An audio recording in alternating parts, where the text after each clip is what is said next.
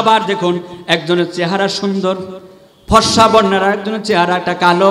অমুকের ছেলে কত সুন্দর, অমুকের মেয়ে কত সুন্দর, আমার ছেলে কেন কালো হয়েছে, আমার মেয়ে কেন কালো হয়েছে, এ ব্যাপারেও আল্লাহর কাছে অভিযোগ করে।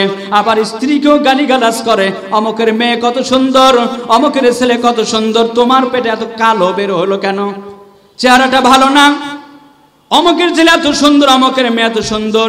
এ কথা বলেও কিন্তু স্ত্রীকে গালিগালাজ করা হয়, স্ত্রীকে মারধর করা হয়, এক পর্যায়ে বাপের বাড়ি পর্যন্ত পাঠায় দেওয়া হয়। ওই স্ত্রীর কিন্তু এই ব্যাপারে কোনো দোষ নাই। এই ব্যাপারে আল্লাহ পাক দলিল দিচ্ছেন 3 নম্বর পারা 9 নম্বর পৃষ্ঠার মাঝের অংশ আপনি খেয়াল করবেন, ওয়াল্লাযী ইউসাউফিরুকুম ফিল আরহামি কাইফা ইয়াশা।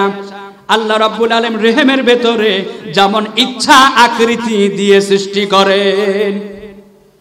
এরপরে আবার আসেন 30 নম্বর পারা 18 নম্বর পৃষ্ঠায় দেখবেন শুরুর দিকে, লাকাদ খালাকনাল ইনসানা ফি আহসানি তাকওয়িম। আল্লাহ রাব্বুল আলামিন সুন্দর অবয়ব দিয়ে সৃষ্টি করেছেন। একটাবার খেয়াল করুন, আমার চেহারা দিকে তাকান, আপনার চেহারা দিকে তাকান, নাকটা যেই জায়গায় আছে এখানে যদি নাক না দিয়ে চোখ দেওয়া হতো, কপাল যেই জায়গায় আছে কপাল না দিয়ে যদি চোখ দেওয়া হতো, নাক দেওয়া হতো, অথবা মুখ যেই জায়গায় আছে, যেখানে ঘাড় আছে ঘাড়ে যদি মুখ দেওয়া হতো, খাবার খাওয়া কত কষ্ট হতো।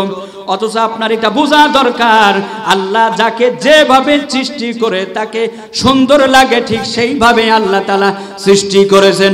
অথচ আমাদের সন্তান যদি কালো বর্ণ হয়, ফর্সা বর্ণ হয়, একটু ল্যাংড়া খোরা হয়, এই বিষয়ে আমরা অনেক গালিগালাজ করি, আল্লাহ পর্যন্ত দোষারোপ করি।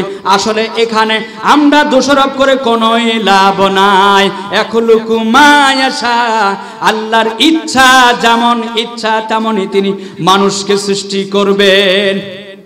এখানে কৈফিয়ত চাওয়ার কোনো সুযোগ নাই, কোর্ট কাছারি করে কোনো লাভ নাই।